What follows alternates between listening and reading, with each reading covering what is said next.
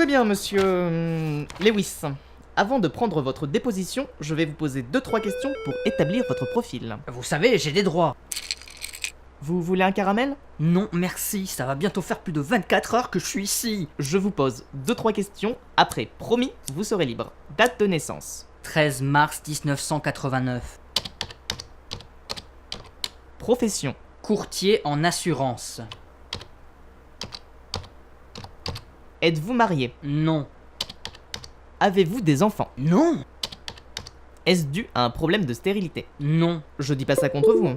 Mais si vous avez un problème, vous pouvez me le dire. Mais j'ai aucun problème, je vous assure. Vous avez raison, il ne faut pas voir ça comme un problème. Après tout, ce n'est pas de votre faute. Mais comment ça, c'est pas de ma faute? Je suis persuadé qu'un jour, vous rencontrerez quelqu'un qui vous acceptera comme vous êtes. Non, mais comment il faut vous le dire? Je ne suis pas stérile. C'est bon, pas la peine de vous énerver, hein. De toute façon, ça n'apparaîtra pas dans votre dossier.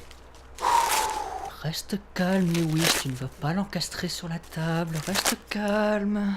Question suivante. Vos parents sont-ils encore vivants? Oui. Vous préférez votre père ou votre mère? Mais qu'est-ce que ça peut vous faire à la fin? On dirait que je viens de toucher un point sensible. Mais c'est complètement con comme question. J'aime autant ma mère que mon père. Monsieur Lewis, avez-vous des frères et sœurs? Oui, j'ai un frère jumeau. Comment s'appelle-t-il? Il s'appelle Karl. Votre frère s'appelle Carl Lewis? Vous moquez pas, mon frère a eu une enfance difficile. Oui, excusez-moi. Avez-vous remarqué des différences de traitement entre votre frère et vous? Karl est né avec une grave maladie osseuse, ce qui fait que mes parents lui ont toujours accordé beaucoup plus d'intérêt. Et vous avez vraiment besoin de tous ces renseignements pour dresser mon profil? Vous étiez jaloux de cette attention? Un peu, oui, mais... Vous voulez un caramel? Oui, merci. Je sais bien que c'est pas sa faute, mais bon, des fois, je lui en voulais un peu. De quoi souffre votre frère? Il souffre d'une maladie rare et incurable. La sénégalite. En quoi ça consiste? Mon frère est venu au monde avec l'accent sénégalais. Vous voulez dire que... Depuis tout petit, les gens se moquent de lui. Ça peut avoir l'air amusant comme ça, mais pour lui c'est loin d'être une plaisanterie. À 8 ans, notre famille a déménagé au Sénégal, pensant que ce serait plus facile pour Karl de s'intégrer. Mais là-bas encore, les gens n'étaient pas très tolérants. À 14 ans, on est revenu s'installer dans le coin, mais ça n'a rien changé. L'adolescence de mon frère se résume à une lente descente aux enfers. À 20 ans, on a quitté nos parents pour habiter ensemble dans un petit appart. Moi, je faisais des études et Karl avait réussi à trouver un petit boulot. Il travaillait pour la centrale d'appel d'une grande entreprise. Derrière son téléphone, personne ne voyait son handicap. À cette époque, il avait une vie presque normale. Mais ça n'a pas duré. Qu'est-ce qui s'est passé? À cause de Karl, certains clients pensaient que l'entreprise avait délocalisé sa centrale d'appel en Afrique. Même derrière un téléphone, on n'acceptait pas sa différence. Depuis ce jour, mon frère n'a plus adressé la parole à personne. Je vous raconte pas l'ambiance pendant les repas de famille. Et maintenant, il va mieux? Il commence à sortir la tête de l'eau. Depuis peu, il a même retrouvé un boulot. Bon, c'est pas très reluisant, mais au moins c'est bien payé. Il fait quoi au juste? Il est tueur à gages. C'est ça que vous entendez par pas reluisant?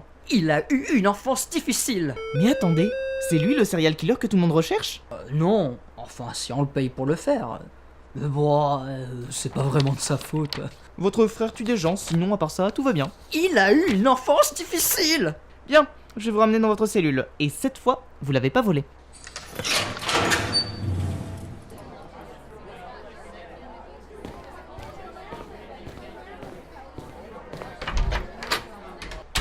Je suis pas un lapin. Tout doux, Kelly. Je vais te poser ici le temps que tu reprennes tes esprits. Rebonjour, monsieur Jackson. Oh non, pas vous! La thérapie n'est pas encore finie. Bisous, Bobby. Elle va bien? Elle est encore un peu dans les vapes à cause de la drogue. À cause de la drogue? C'est une longue histoire. Une longue histoire. Monsieur Jackson, vous allez être content. J'ai téléchargé une nouvelle saison. Non, s'il vous plaît, j'en peux plus. On peut pas faire un break? Vous allez voir, ça va bien se passer. Vous aviez dit la même chose pour Ned Stark. Je vous avais dit de ne pas trop vous attacher au personnage. Oh, je sens que je vais être malade. Non, vous allez voir, cette saison est beaucoup plus soft. Il y a même un mariage à la fin.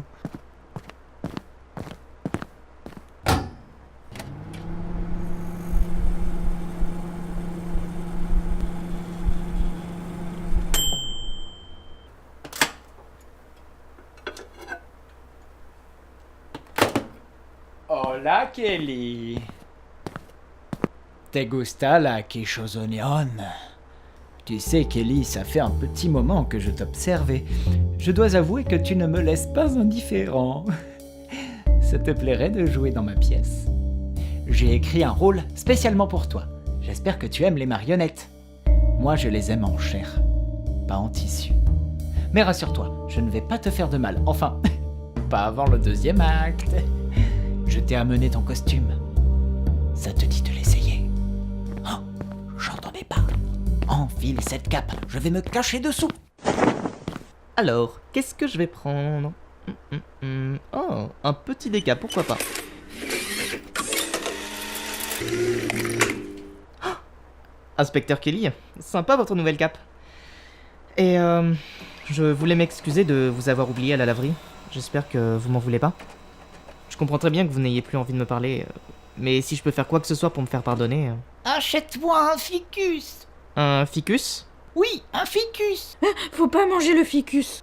Vous avez une drôle de voix, inspecteur. Ouh, c'est parce que je suis très déçu.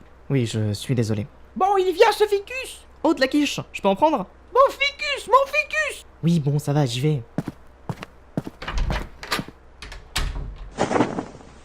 J'ai cru qu'il ne partirait jamais. Allez, viens, on va à la morgue. Je vais te présenter le reste de la troupe.